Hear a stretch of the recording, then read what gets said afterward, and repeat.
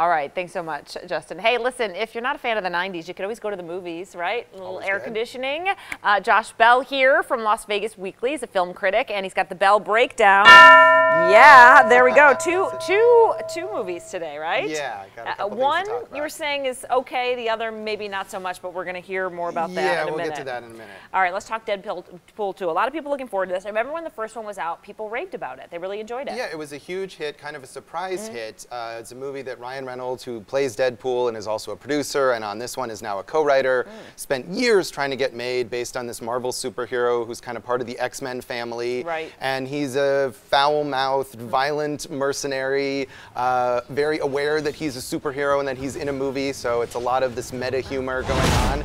And it's an R-rated movie, the first one as well, so it's violent and it's vulgar, and it's not the kind of thing you see in the Marvel Cinematic Universe movies, which are kind of sanitized and very marketable. Right. And so this was kind of an underdog thing that became a massive hit a couple years ago, and so of course now we have to have a sequel. Right. And I think the tough thing with any surprise hit when you make a sequel is, oh no, what do we do? How do we up the stakes? How do we make this more of what people liked the first time? So you've got bigger explosions, you've got more violence, you've got more of the same jokes, which to me just get really repetitive. The jokes about other superhero movies and who Deadpool is and how he knows how his movie is gonna go. You've got Josh Brolin, who of course is also in the Avengers movie, here as Cable, this time-traveling soldier from the future, who's not really a villain, but he's kind of at odds with Deadpool, and he's the other main character here.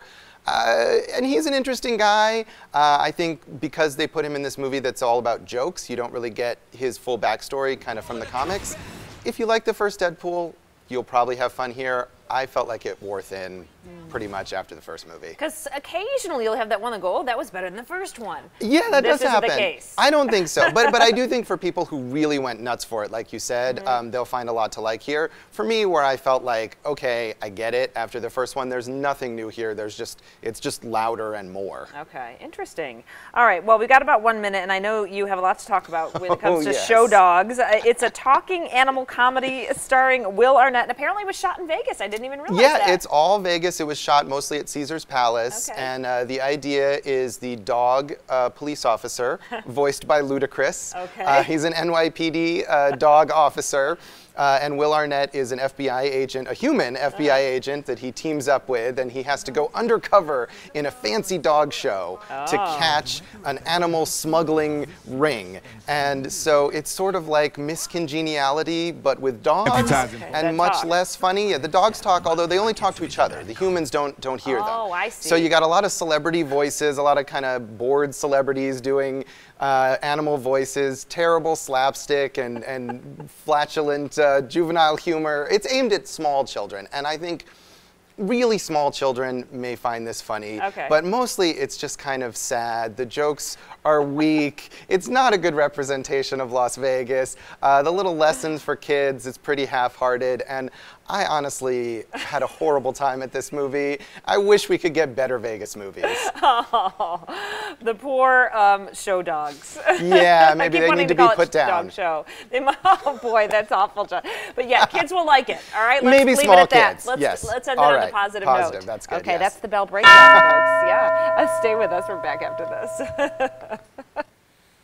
Well, this midday, we are getting more information about Elon Musk's newest project called Loop. He wants to dig an almost 3-mile-long tunnel under parts of Los Angeles to develop a transportation system that he says would someday whiz people around at blazing speeds. He held a town hall meeting in LA to answer questions about the innovative idea. If we can ask for your support, that would be great. I really appreciate it. Tesla chief Elon Musk holding a public forum tonight on his plans to build about 3 miles of tunnels so he can test his all-electric transit system, which is generating some concerns for residents along the 405. Things that there'll be no street closures. We're not tunneling beneath any homes or businesses. You won't hear us, you won't see us, you won't feel us, you won't even know we even exist. Musk will use electric locomotives to remove dirt as the boring machine digs about 30 feet underground parallel to the highway. This is a seismic area, so we want to know exactly what the impact would be if people were riding in this thing and there was an incident. What are the plans to get those people out of the equipment and what are the safety measures in place. Musk claims that the tunnel actually would be safer than the surface during an earthquake. Earthquakes are primarily a surface phenomenon. They're like waves on the ocean. And if you're in a tunnel, it's like being in a submarine in the ocean. There could be a hurricane on the surface, but in the submarine, everything is quiet and smooth. As for an exemption on a local environmental study, Mr. Musk says that it would allow the collection of more data for a much broader state study.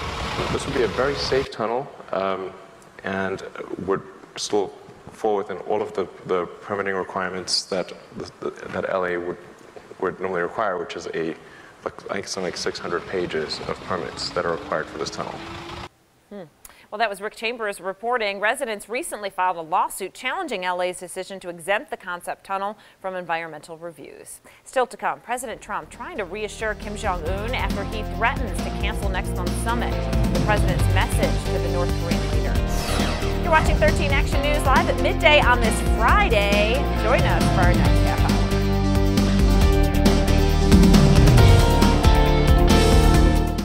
Now, from Las Vegas, this is 13 Action News live at midday. Right now on Action News Live at midday, a gunman opens fire at one of President Trump's golf resorts in Florida. What we know about that man so far. Plus, the Kilauea volcano in Hawaii remains active as residents there brace for a larger explosion. Plus, twice a year, the Health District puts the Clark County School District under an inspection microscope looking for safety hazards affecting our kids. Well, the shocking results ahead. Hello, everyone. Thanks for joining us on the second half of 13 Action News Live at midday. I'm Dana Roselli, and on Friday, we always know that you like to start off with Justin Bruce because you have important information. Right, we have to make sure that I'm not going to mess up your weekend plans. Right. And I kind of was thinking, it's not even Memorial Day yet, so I guess we shouldn't expect the hundreds, but we had a little taste that one day, and it kind of felt like maybe... We've got a couple 100+ degree days under our belts. Feels like something that should have happened pretty soon. It hasn't happened so much already. And yeah, we're going to time out some triple-digit heat, or at least when we think the potential for triple-digit heat returns to the valley a little later this half hour. We start off, though, discussing the wind. North Las Vegas Airport, a steady 12-mile-per-hour breeze.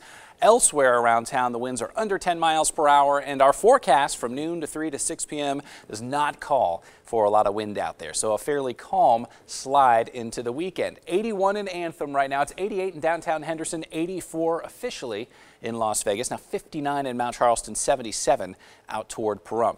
Through the afternoon, folks coming home from work, excited about our Friday, and the weather looks great outside. Mostly sunny, temperatures in the upper 80s to near 90 degrees. Dana, not much wind today, but we will have some nuisance breezes to time out. I'll pinpoint when the most wind will be here this weekend next. All right, thanks, Justin. Well, this midday, at least 8 people are dead after a shooting in Santa Fe in Texas at a high school. A 17-year-old has been identified as the suspect. He has been arrested. Police say explosive devices were found both on and off campus. The shooting sent students running for their lives and parents uncertain about their kids. We saw some girl, she had a bandage around her kneecap. Apparently she got shot in the kneecap. Well, we will continue to follow this developing story and bring you more information as we learn it. But again, they did identify a 17-year-old as the suspect. Well, this midday, we are now learning the identity of the man who opened fire at the Trump National Golf Resort in Doral, Florida. It happened overnight. No one was hurt, but there was a confrontation with police and a man was shot. Victor Aquendo brings us the latest now. We're right outside of the Trump National Resort here, where police have just released the suspect's identity. He's 42-year-old Jonathan Odie. He lives right here in Doral, and police are now working on securing a search warrant to go through his home. Police say that Odie somehow came in through the rear of the resort. At one point, he lowered an American flag and brought it into the lobby, where he laid it out over a counter. The director of the Miami-Dade Police Department says he was preparing the area for battle. He even started shooting at the ceiling and at chandeliers as well. He also pulled the fire alarm, possibly to lure officers in. There's no word on a motive here, but police say that he was shouting some anti-President Trump sentiments. 5 officers total exchanged gunfire with Odie, who was armed with a handgun. He was shot several times in his legs. He's now in the hospital. None of the officers were shot, but one of them did suffer some broken bones to his arm. Incredibly, nobody else, no hotel guests or employees were hurt in all of this. Now the investigation is well underway. You have the FBI, Homeland Security, and the Secret Service all here on the ground investigating. Victor Oquendo, ABC News, Doral, Florida. Well, President Trump trying to reassure Kim Jong-un after that threat from North Korea about canceling next month's summit. The president told Kim Jong-un that he would remain in power if he agrees to a nuclear deal. He'll get protections that will be very strong. If we make a deal, I think Kim Jong-un is going to be very, very happy. Well, President Trump is still optimistic the summit is still on as the White House continues to make plans for Singapore. He says nothing has changed on North Korea and still believes that they will have a very successful meeting. Well, the White House is taking a pro-life step. Today, the administration is expected to propose a rule that bans abortions at places that receive federal family planning funds. That's according to two people familiar with the situation. This is a move that conservatives have long wanted. There are laws that prohibit federal funds from being linked to abortions. However, some groups, especially Planned Parenthood, still take federal money for services like checkups and yearly screenings. The new rule says services like that would have to be done in a different location other than abortions, and by different employees if federal funds are still wanted.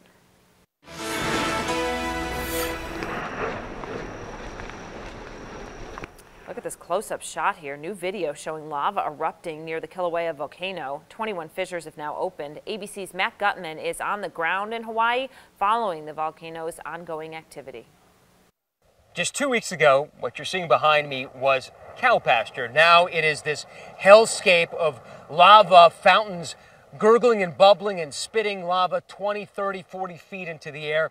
I want you to see that stand of trees just over there.